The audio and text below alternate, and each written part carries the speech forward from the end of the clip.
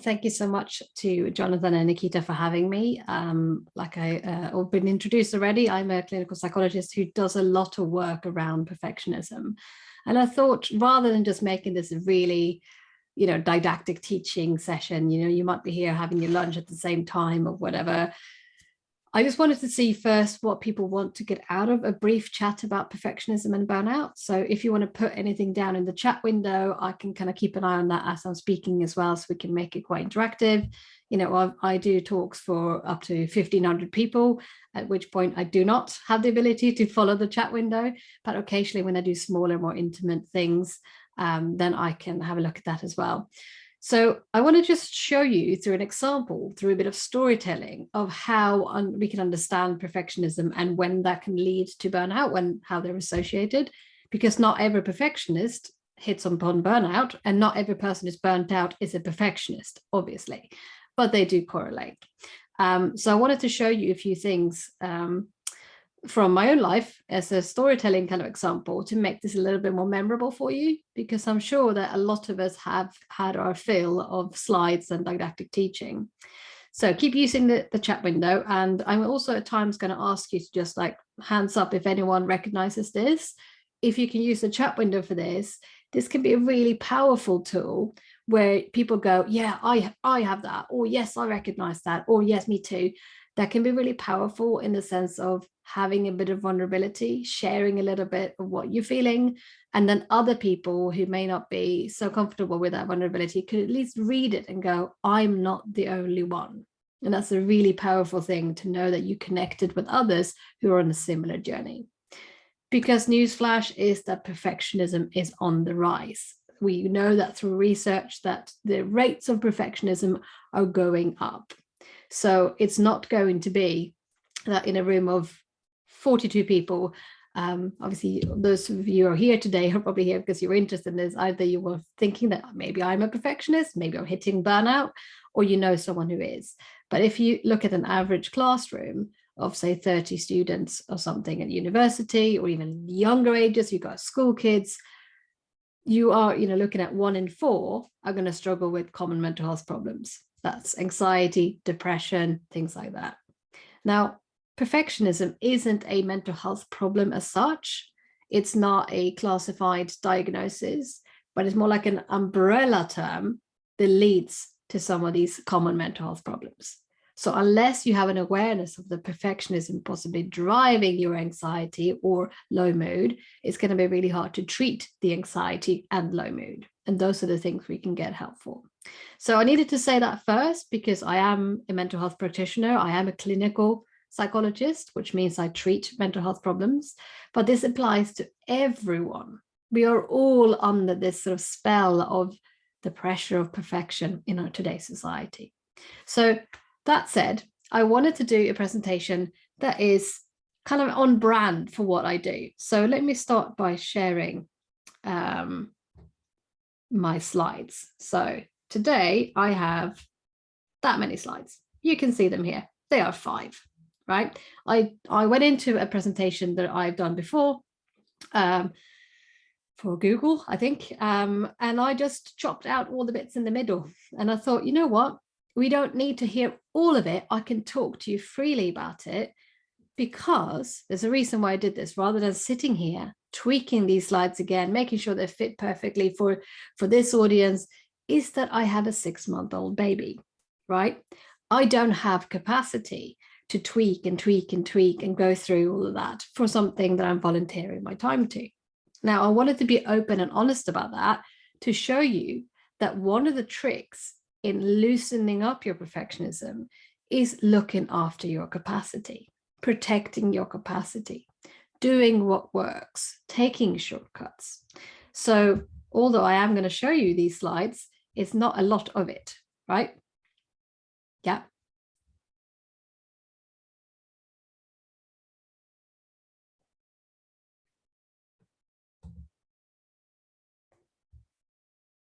Sorry about that. That was interesting. I thought someone was asking a question. Then I realized it's my own voice. This is from a recording I did. So sorry about that. I'm gonna stop the share of that. So this is going well already. I'm so on brand today. Let's just freestyle it even more. I don't need to open it like that. So Essentially, what I wanted to show you is that when you strive to have something perfectly prepared, making sure that every detail has been fine-tuned to perfection, what is that costing you? So we've all been there where we had to do a presentation for work, we have to pitch to someone, or we have to meet a client. Yeah, Nikita, freestyling is the best, right? We all have been there. And people who are quite perfectionistic would be really lost in the details of making sure the slides look really awesome, making sure they've covered every eventuality. And that's to do with control. I want to control everything, because if I don't have control, that there's a fear that I will make mistakes. But you just witnessed me do that.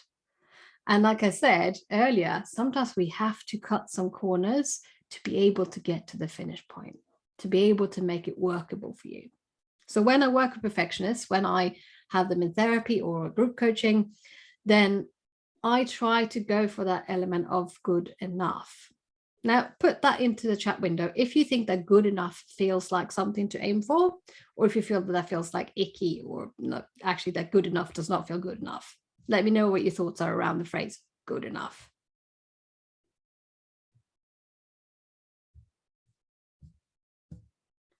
I'm just reading what you're asking for here. So let me know what you think of the word or the words good enough.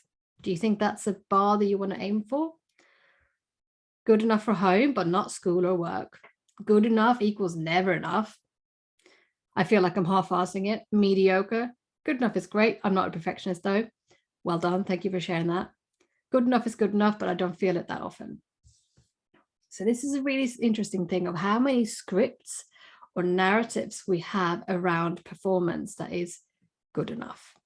Someone is sharing good enough is awesome sometimes. Good enough is not excellent. Disappointment. Good in theory, but harder in practice. For me, good enough gives me peace. Good enough is not good enough for my study to get the job. Good enough for the perfectionists in the audience. Yeah. So good enough is not yet there. So we can keep these comments coming, but you see the theme there, that there's a sense that when I'm aiming for good enough, it feels like I'm falling short. And one of the pitfalls of perfectionism is having unrelenting high standards for yourself and sometimes also for others. And unrelenting is a sort of fancy research term they use here, which means that you're not willing to budge on them. There's a rigidity to it. It's a fixedness. So if my standard for giving a presentation here where I volunteered my time, because I've collaborated with Nikita over years now, and I wanted to make sure I did this talk for him, if I was going to do this to my high standard of have all the slides prepared, everything is ready to go, I'm not playing you something that seems to have an audio recording on it, what would that cost me? If I'm not willing to budge on my high standard in that moment, would I have had to sit late last night sorting it all out, after the baby's gone to sleep? What would I have to give? What would be the trade-off by doing things perfectly versus actually that will do, the good enough? Okay. Has anyone ever reflected on that, what perfectionism could cost you? Let me know in the chat window what you think it could cost. There's a really fair comment here about, do we get paid more, better recognition, etc. for perfection? No. So good enough is always good enough. It would cost us relationships, health, physical, mental health, friendships, all the time. Wondering what the ROI is. Burnout, behind in my studies, sleep. Yep. Well-being, cost me low confidence. Yeah. So we are so ready at looking at that self-esteem, time, friends, sleep, time, family. So we're all quite readily able to say perfectionism has a cost. Why is it then so hard to let go of that pressure of perfection in reality when, all it takes is seeing one Instagram post saying perfectionism costs you a hell of a lot? It's hard to let go of it because these behavioral patterns are very ingrained. Often the people I work with have had these issues for decades when they come to me. So they are very habitual. They're very, the kind of pathway in your brain that is the easiest one to take, even though it has costs for you, for your well-being, your mental and physical well-being. And that is where burnout comes in, right? So that is the level of overwhelm that can come when you've been perfectionistic without respecting your capacity. Okay, so let's think of an example. Say that I did this a lot. Say that I squeezed in work things while, because I'm technically on mat leave, squeezed in lots of work things, constantly thinking of how I'll answer emails or get back to clients to make sure my company doesn't die in my absence. How would I be feeling? Right? Can anyone guess how I might be feeling if I was trying to juggle all of those things to a very high standard, whilst also meeting my baby's needs? How would I be feeling? Overwhelmed, exhausted, overwhelmed, exhausted, drained. Yeah, so there's something that happens to our energy, resentful. Something happens to our energy. So I think of it as protecting your capacity and your energy by making wise decisions of how you spend said energy. What drains you, what energizes you, what recharges you. Preventing burnout means that you have to look at plugging in your charger before you get to the 2% nearly dead kind of level. And a lot of people don't do that. They think, I'll just keep going a little bit more, next thing. Oh God, I feel awful, I'm exhausted. And then they would take the weekend to try to recover, right? We try to sort of sleep more if we've been up working in the night or up worrying in the night. As we've seen, sleep is impacted. I'll have a lie-in on the weekend, right? I'll recover then. And then a lot of people I see become parents and they have no longer the ability to have a lie-in on the weekend. There's no respite anymore. There's no catch up. So hands up to those who are parents who knows that juggle, that if you're working too hard in the week, you don't actually feel refreshed on the weekend either necessarily if you have young children. I think that's a very common thing. Indeed, we hear people saying, well, like you, not only meeting your baby's needs, but also not your own. Very true. So when we don't meet our needs, when we're being perfectionistic, trying to reach this high standard, unrelentingly so, excessively so, and not feeling that we're really getting much in return. Someone commented on that you're not getting paid more for a perfect result. No, you don't. Then it can be that you start to feel resentful. If you are putting in more effort than what's needed, not only are you not protecting your energy and capacity, but you may also feel resentful about relationships. Those relationships where you give more than you perceive that you get back. Our children, for instance, I do everything for you. Why aren't you grateful? 3-year-olds aren't built to be grateful. They're built to be self-centered and take and receive the things that they need to thrive. That's not their fault. It's not your fault. So this is, again, a very common thing I hear from people, that they get resentful, that they don't get treated with the same level of attention to detail from others, be it their employer, their partner, their kids, their friends, as they give to them. Does anyone ever feel that I do a lot for other people, they don't repay me enough? Oh yes, that's where I'm hearing that. Nods. Yeah, Jonathan, you're nodding along. Yep. Story of my life. Just a smidge. Yes, constantly feel like I'm putting others before myself. Marriage, someone put down. Love it. Now, you might be onto something there, which is called people pleasing. A lot of perfectionists do this because they put other people's needs before their own. So they are so eager to please out of a fear of criticism or judgment that they are burning out in their relationships because they don't have an equal balance in how much they receive. Does that make sense so far? I'm kind of gone for it here because I wanted to make sure that we just had this as a really flowing conversation rather than me like, here's the stuff you need to know about perfectionism. Does that make sense? Very much so. Yeah, nods. Yes, a lot. Are people resonating in the sense that maybe I am a perfectionist? Maybe I feel like I'm being called out. Yeah, that is unfortunately the effect I have on people. I sort of name, not name and shame, I just name and frame, right? We can frame it as something that is not your fault. So if you have sort of someone mentioned here, they have a whole need to impress their new team, that the burnout in relationships makes a lot of sense. Well, when I talk about people pleasing, I don't mean that we're now going to stop being nice to people and stop pleasing people. That's not what I mean. It's about the balancing act of showing up with the relationships in a way that you want to do. Like your values might be around being kind, loving, respectful, trustworthy, someone who's, a good listener, available, reliable. These are all really solid, good values, right? When can those values be unhelpful? Is that when we are overextending them, when we're putting pressure on them. And usually a value that's a helpful, sound, good value to you stops serving you when you add one or two words in front of it, right? Usually it's sort of must or should, or always or never, right? So one of those two categories, must or should. I must be reliable, or I should always be punctual, or I am disrespectful to my friend, right? Does that make sense in the sense of the absolute terms, the unrelenting high standard you put on yourself to do the things that you actually value, that matter to you, that are important?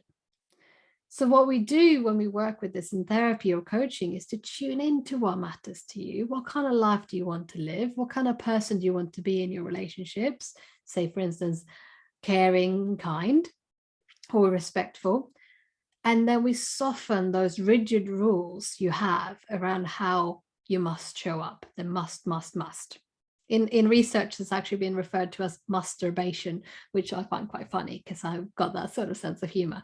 So to let go of the masturbation, let go of the shoulding, we can then think about, well, if I did that, if I don't go, I should always be pleasing other people, or I should always put other people's needs first. If we reframe that, so name and frame, if we reframe that as it's important to me to meet other people's needs of the people who I love in my life, but it's also important to me to make sure I don't burn out. Not as snappy, right? So how do you let go of it is the question that's coming up. Well, it's that sense of this is going to be an ongoing journey. So we can aim for the progress, not the perfection, in how we start to ease up and expand into our life, where it's not always must, but actually I could put this person's needs in front of my own, and there might be times where I choose to do so. But I could also choose to say, no, I'm afraid I can't do that, and set a boundary and put my needs first. So it opens up a possibility of choice. And again, we're coming back to the battery, looking at sort of the power meter. This would be lovely if I had a slide on that, but I don't. So the power meter, where you're kind of looking at sort of the bars going down. If you come to this like 2% left of your battery, what you tend to get when you set a boundary is aggression. You're irritable, you're resentful, you're annoyed. The kind boundary is more likely like, fuck off, I can't do that. Actually, that's not necessarily helpful in line with your values. So if you're keeping an eye on your battery, oh, I'm about 30%. Someone's just asked me to do this extra piece of work. I know I'm going a little bit low on battery, going a little bit low on energy. If I did this task, if I said yes, because it feels like a kind thing to do to them, will I deplete myself fully? Or could I actually do this task and still have some energy left? If the answer is no, then you might have to reflect on, is this a chance for me to say no, and kindly so, before I go, because I've run out of capacity? Or is this a time where I go, no, I've got a little bit of capacity left. I will choose to do that because it feels like the right thing to do. And that is a really difficult tightrope and balancing act that takes months of practice, if not years. And it does take that long because you're rewiring your brain. Coming back to what I said earlier, is that if you've had these habits for decades, we can't expect to let go of it in a heartbeat. And I don't know if anyone is sort of getting thoughts about that, thinking like, yeah, I'll let go of people pleasing. I'll work on the good enough. I will definitely protect my capacity, right? And by next week, I've done all of that. And that is because if you are perfectionistic with unrelenting high standards, you will apply your perfectionistic, unrelenting high standards to your ability to let go of perfection. Does that make sense? That you will be awesome at letting go of perfection. I've had clients who want to be the perfect client of how imperfect it's going to be. So that's the paradox, that this cannot be another task for you to achieve at. Someone is asking about what kind of therapy is. I'll mention that in a moment. It's a really good question. But you can't have this to be the next thing you are perfect at. This is an ongoing work in progress. And we want to soften that, because otherwise it becomes another must, should, always, never. I'm never allowed to put other people's needs before my own, because then I'm perfectionistic or a people pleaser. Actually, there might be times where you choose to do so. You know, your elderly neighbor has fallen over and you know that you're going to be late for a meeting, but you think, actually, I need to lift them up, and I will just have to tolerate the tardiness and apologize at work when I get there. We constantly make these choices, right? It sounds like a switch on the treat others how you like to be treated, with flexibility, letting go of mistakes, forgiveness. Yes, thank you for that comment, because a lot of the times we kind of think that perfectionism is something that I just put on myself, that I must be perfect, must do everything right at work, must never make mistakes. But the tricky thing about perfectionism, when it shows up in relationships, like people said here in the comments, that one of the costs to perfectionism is relationships, is when we are applying those high standards onto other people. That's sometimes called other-oriented perfectionism, when we hold other people to such a high standard that we have a go at them, criticize them if they fall short. Sometimes I call that sort of going from the pedestal, where we think that this person is amazing, and then they make a mistake, as in they fall down from the high standard into the pit. So from the pedestal to the pit. That is something that is really, really difficult to work with, unless you have the self-awareness that this is not necessarily about them constantly messing up. This is possibly also to do with my expectations. Very high expectations lead to disappointment. And sometimes you can think of how you can be right or you can be married. So if you are having a go at your partner because they've made a mistake again, even if you win the argument, are you actually winning at marriage? Probably not. So to answer that question about the therapy. So yes, I'm trained in CBT. That's from my background originally. I trained in Sweden, so we have very behavioral type of therapies there. But then I moved to London 12 years ago, and I also did further CBT training there, which was much more cognitive.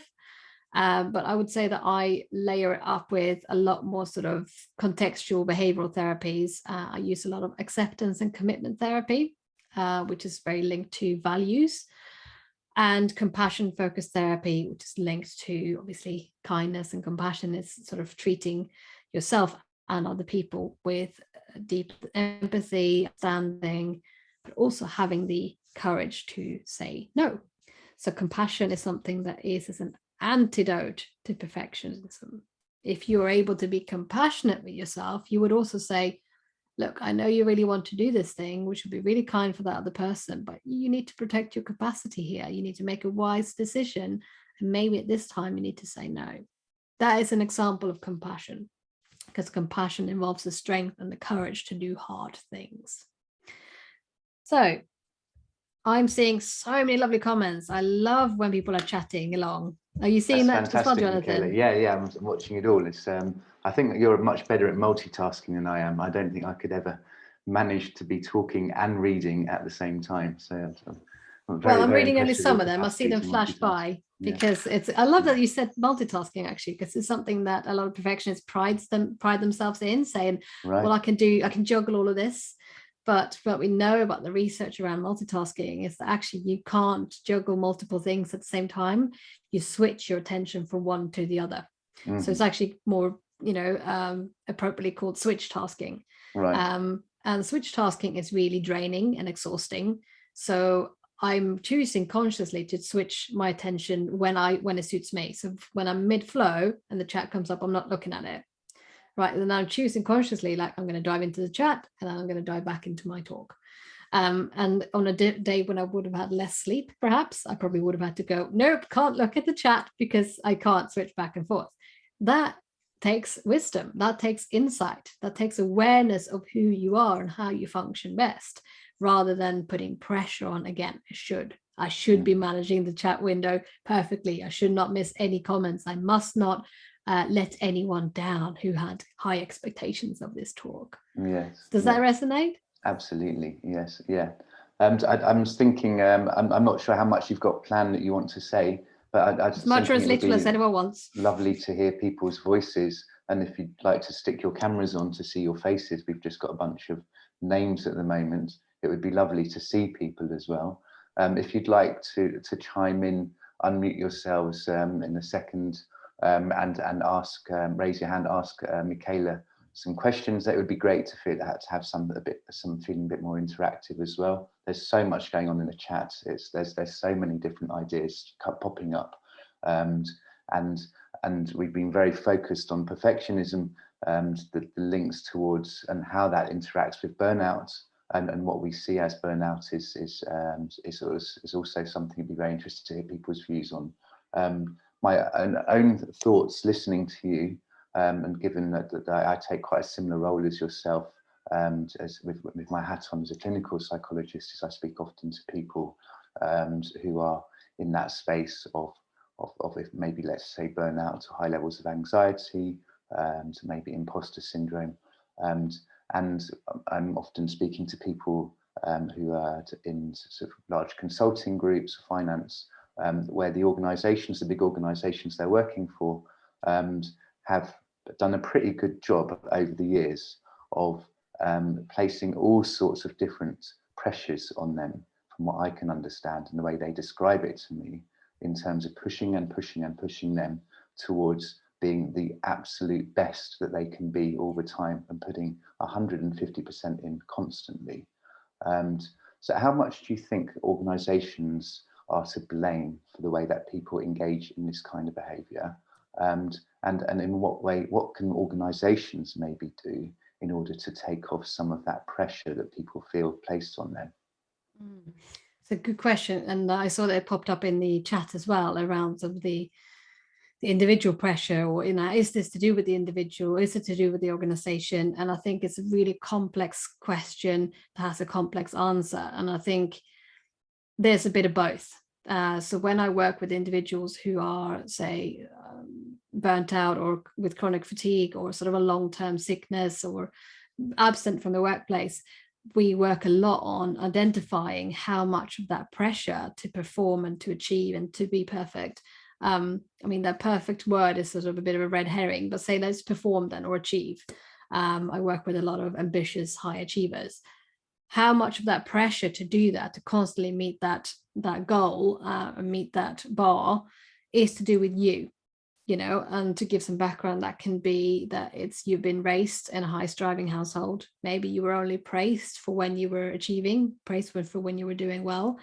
Maybe you weren't outrightly, criticized for when you made mistakes. It might have been that your parents had the best of intentions, and they just wanted to support you and reward you when you were thriving, when you were doing well and achieving. There's nothing wrong with that. But if that's the only praise and positive attention we receive, the child quickly learns, I must be hitting that bar, or I'm not good enough, or I'm not worthwhile. And it can give sort of deep-seated core beliefs about ourselves as an individual.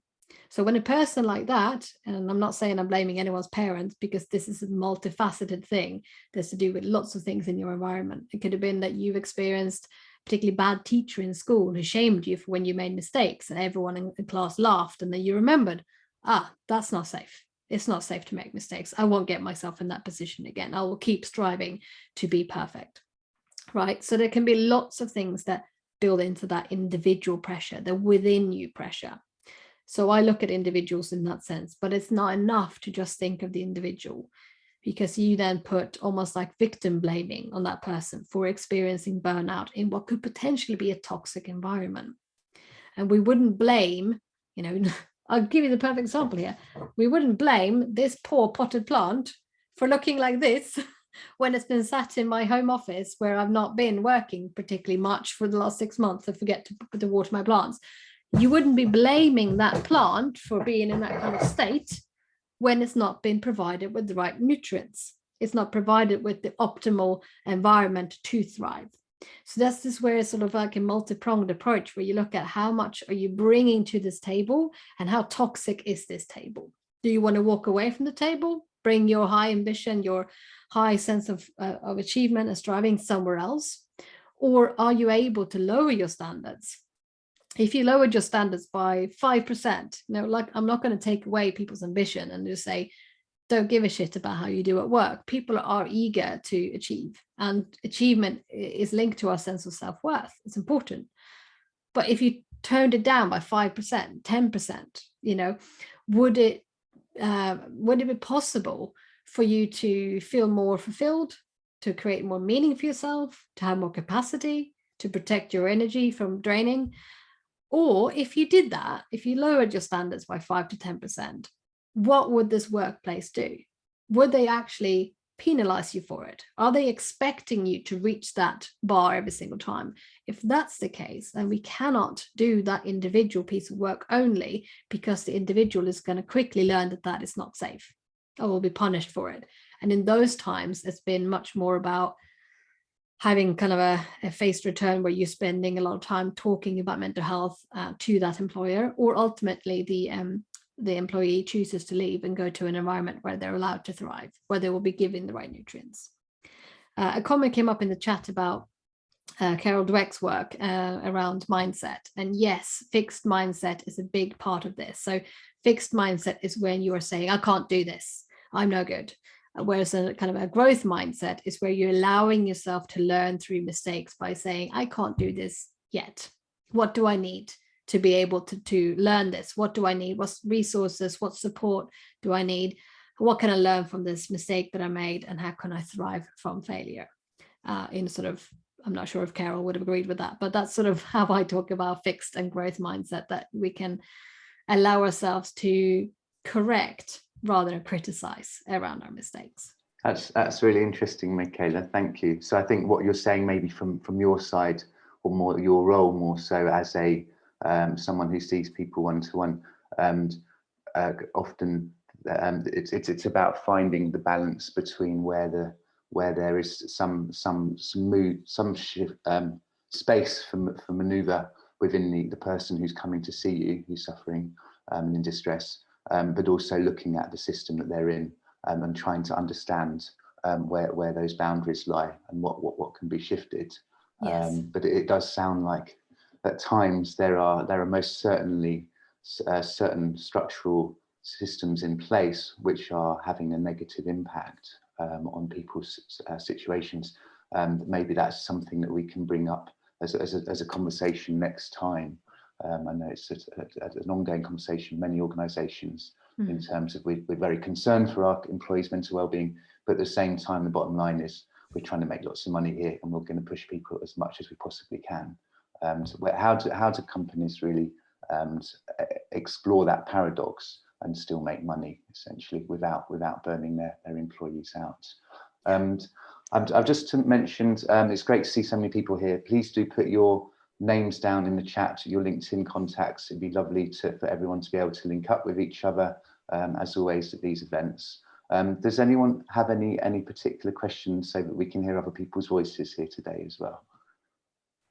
I do, if that's okay. So I tend to work in technology startups, and I think in the startup environment, burnout's a really, really common thing because of the pace and the growth that you need for the company to succeed. Most people burn out at some point. So what would you say are like the major key identifiers for kind of nipping burnout in the bud before it fully develops? I think it would be looking out for the signs, the mental and the physical signs of burnout, or sometimes people find that burnout is a bit of a trigger word, much like perfectionism. So let's just call it overwhelm. I put together a document that has sort of a checklist. It's about how do I calm the overwhelm? How do I look out for signs that I am overwhelmed?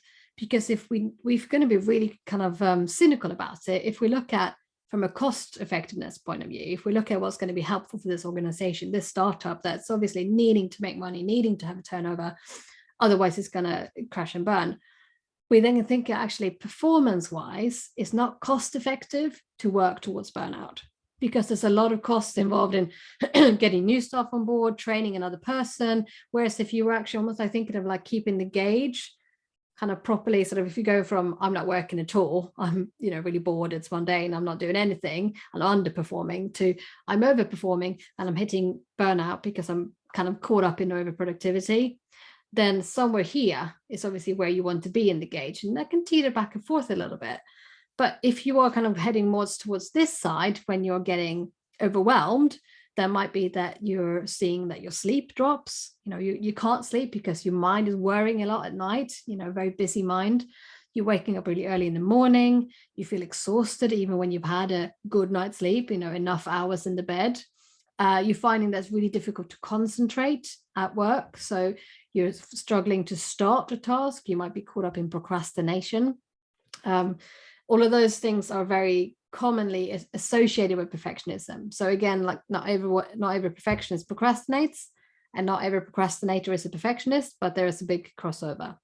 So looking for those sort of physical signs, it might be that your gut is playing up. It's not uncommon for me to hear that perfectionistic people have issues with diarrhea, vomiting, IBS type symptoms. But then you might also have sort of mental health impacts, like feeling anxious, feeling stressed, feeling worried, feeling really low. And all of those things can be kind of helpful to just look on a list in a way that doesn't feel like it's shaming yourself. It's like, oh, tick, tick, tick, I've got these, much like you would do if you were trying to self-diagnose something on Dr. Google, like, oh, do I have the flu, like fever, headache, sore joints, etc. So I put together a document like that. I'll just pop that in the chat window as well. You can just to add to that, Michaela, from a clinical, from a mental health perspective, something that we notice a lot is also when people start to lose confidence in their capacity to do the work. So they start to question their capacity, that they're good enough in what they're doing. Which seems to be quite a significant factor in terms of starting to see people sort of dropping off. So they might be working extremely hard and doing everything correctly, but they lose that confidence in themselves. So which can lead to overchecking your work as well, which takes even longer, and you might be even further behind. And that becomes a vicious cycle then, that you doubt your capacity even more because you can't produce the work quickly enough because you spend time overchecking it. And then lots of people use the term imposter syndrome in the chat. And I don't know if you see that as well, Jonathan, that's very linked to that as well. Yeah. And I think the other thing is also that people start to lose a sense of what the values were and why they first started to engage in the company or in their work in the first place. So they might start to wonder what the hell they're doing there. What are they working towards? And that's a piece of work sometimes it needs to be done with people, helping them to realign with the values as to why they're engaged in that profession in the first place. Yeah, really good points of actually finding that direction of why am I doing this? Am I sort of caught up in hustle culture that we can often see, especially in startups? I worked with a lot of people who've been in startups, and it can be really difficult because the people starting up the startup often have a passion or a guiding light of something that they want to achieve.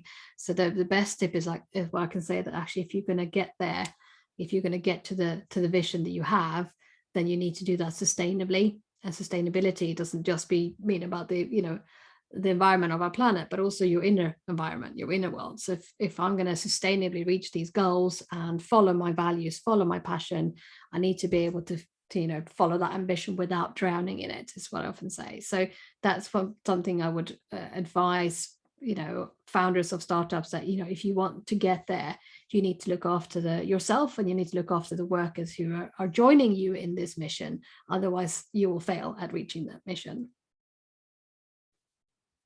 I hope that helps, Kaylee. Has anyone else got any questions that they'd like to ask Michaela, given that we've got a few more minutes to discuss perfectionism and burnout?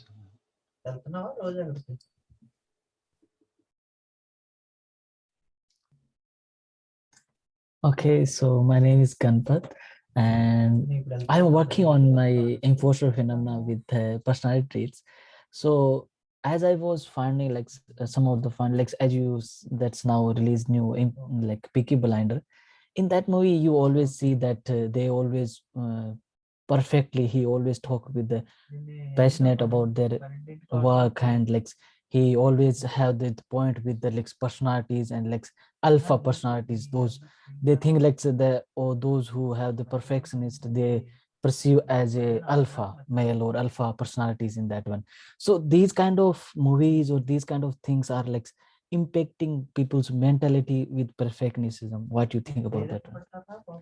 I'm not sure I understand quite the question of sort of the connection between personality traits, but do you mean that sort of a pressure to be fit in a certain mold and be the sort of the alpha mold? Yeah, yes. Yeah. I think when it comes to workplace well-being, that's really toxic, because we then missing out on the richness and the strengths of having different types of personalities in the team. And obviously, I don't know if Nikita is still on the call, but he can fill you in a lot more about that, because I'm not a personality expert. But I think that's, if we look into just how one particular person, and it came up in the chat here as well about sort of the Elon Musk kind of hustle and grind kind of mentality. I think of sort of Gordon Ramsay and like, if you can't stand the heat, get out of the kitchen kind of stuff. That very, pardon me saying, because I'm speaking to a man here, but that is a very male masculine kind of mentality of work that has been dominating for a long time, because women haven't been in the workplace to the same extent in leadership positions. And that means that the energy is very hustly, grindy, kind of must work, must perform to have worth and value. And that kind of alpha male mentality is not necessarily helpful, because you can also then have levels of aggression, adrenaline, butting heads in the workplace. Whereas what we know is one of the most helpful traits to have for well-being in the workplace is psychological flexibility, which is a fancy word for saying that you have the ability to choose wisely, that you can follow things and then sometimes fall back on it. You can choose what works in any given moment. So sometimes we call it workability. And if you have an alpha male who's trying to assert dominance or be that kind of personality, it doesn't have to just maybe men who can be alpha, obviously. But if you have someone who's very aggressive, my way or the highway, then that's not particularly flexible, and you're going to have more likely to have workplace conflict. So I hope that makes sense. I'm not sure I completely understood your question. Yeah, it is kind of that way, but still, like I was going through, like because of the lot of movies, they are impacting the people to through think that they have to be perfection if they want to be as a leader or perceive as a alpha male. That's the it is kind of the answer, I think. Yeah. Well, it's coming up in the chat here as well about the generational banner, that yes, this hustle culture is something that's affecting us. And you raise a very important point there around the messages we receive through media. So we can see that, the perfect man is someone who is dressed in a suit and high powered, and he's quite sort of motionless and quite cold and, logical. And, the perfect woman is someone who is balancing motherhood with work and doing it all whilst also being really pretty and very thin. So we have these sort of stereotypes of what perfection looks like. And how many people do we know, man or woman or binary, who actually fits into these molds perfectly? And that misses out the individuality of who you want to be. So yeah, it's hard to talk about perfectionism and burnout without also naming all the pressures of the patriarchy, which holds both men and women capture in molds that don't serve them and has massive costs on their mental well-being. I don't know, Jonathan, do you want to weigh in on that as well? I'm agreeing wholly with both of what you're saying. And I suppose just coming back to my further point before, is that then trickles down onto the organizational structures that we see, and the impact in the way that people are encouraged to work, and the pressures that are put on them in terms of performance as well, from the organizational structures, particularly versus larger institutions. I would very much hope that as we see some of these startups, Kaylee, for instance, moving to, it would be fantastic to see different models, and maybe we can just look at some of these models at our next sessions in terms of how can you have a culture of high performance and pressure, without that sense and structure of perfectionism imposing, and at the same time. It'd be very, very interesting. I suppose one more thing, we've got a couple of minutes. One thing I was thinking about, I was on holiday last week, and there were a couple of people around us who were talking, both in France, and they were saying it's absolutely amazing. They're both in different organizations, and they were saying at the moment everyone seems like they're racing to achieve something. What's this about? Why is everyone constantly massively under pressure since, particularly since the easing of the lockdown? It feels like everyone's rushing. What are we rushing towards here? I don't know if anyone else has that experience at the moment, but it most certainly seems to be contributing towards this burnout that's going on at the moment. I don't know if the four-letter word of FOMO plays in there, the fear of missing out, that we have all been in captivity for vast periods in the last 2 years, and a lot of people feel they've lost a lot of things. There's been grief, there's been sadness, there's been trauma collectively in a way that we've not experienced in our lifetime before. And so a lot of people are trying to compensate for all the fun that they missed out on. Now they must schedule in the multiple holidays, and then they're stressed out. I hear so many people are even just, I'm going to have to go on to Tenerife. I was supposed to do that 2 years ago, and then I have to see these people and these people. And it's actually, that's where psychological flexibility comes in, to choose wisely what is going to work for you and your family, and how you are. If you're then thinking, I've not done much at work for the last 2 years, we've been working from home, and now I'm going to go for it. Actually, do you have the capacity for that? We are still very much in a space of threat. We're still in a mobilized state, especially with what's going on in Ukraine at the moment. Then, we are still kind of like this in our nervous system. That collective trauma hasn't just magically gone away because we were told that restrictions are eased. A lot of people are still scared. So I think, the gig culture has a lot to answer for, is what's coming up in the chat window. Yes, I agree with that as well. I think if you're constantly feeling that you have to strive and achieve to have a sense of worth, if your self-esteem is hitched onto striving and achieving, then that is not about healthy performance. That is about perfectionism. And I am all for, doing exceptional things. I guide people who are in the top 2% of intelligence. So I used to be part of Mensa Sweden. So I do work around being, gifted is not a term we like to use very much, but people who have exceptional ability. There is nothing wrong with burning bright, right? There's nothing wrong with using your spark. But we want to make sure we don't, go to here where we burn out. So if you want to burn bright, you have to keep doing this dance around protecting your energy, or you will burn out. And that's not going to serve anyone. Even if that is you compensating with going on 4 holidays this year, are you actually going to enjoy that? Is that going to be restful? Or are you actually going to burn out simply from having too many flights to go on? That's fantastic. I think you muted yourself. There we go. I can't even sort of task my own self, let alone 42 other people. That's great, Michaela. Thank you so much. We're going to sort of wind it up now. I don't know for other people, but I'm trying to give myself a little bit of space before my meeting at 2 o'clock. Otherwise, I wouldn't. I'd be literally just glued to a screen for the rest of the afternoon. Thank you so much for everyone's support and input, and particularly to Michaela. I think for me, the big takeaway, Michaela, from today is looking at the sort of the personal impact and the personal pressures that people put on themselves, and also helping us to understand that often that's something that comes, and it's helpful to understand that that's something that can come way back from childhood. And it's useful looking at these things to think about, and for people to reflect on where those particular drives, traits are coming from. I suppose that it's also giving me a little bit of thought to think about the sort of organisational cultural perspectives and the way that the impact that is having on people, and maybe the fact that there are certain people with certain childhood experiences who get drawn into these particular spaces as well, where there is a meeting somehow of particular interests, but then it's not necessarily sustainable. And how do people either use their self-help or in a particularly distressful situations, go into working with people like Michaela or myself, what kind of work do they do with themselves to pull themselves back from that and to find a more sustainable way of working where they're still thriving at the same time.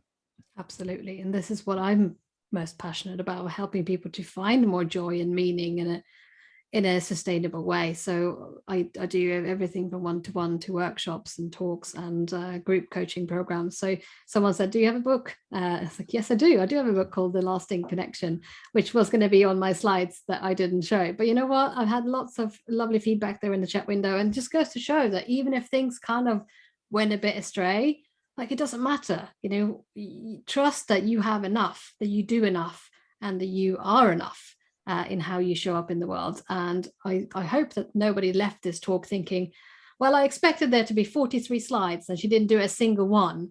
And actually maybe that you had something you took away from this, even though it go perfectly, right? So that's my little wisdom from me to you. And don't be a stranger, go to thethomasconnection.co.uk to drop me a message. I love having chats with people. Drop me a message on LinkedIn. I'll put my stuff in there.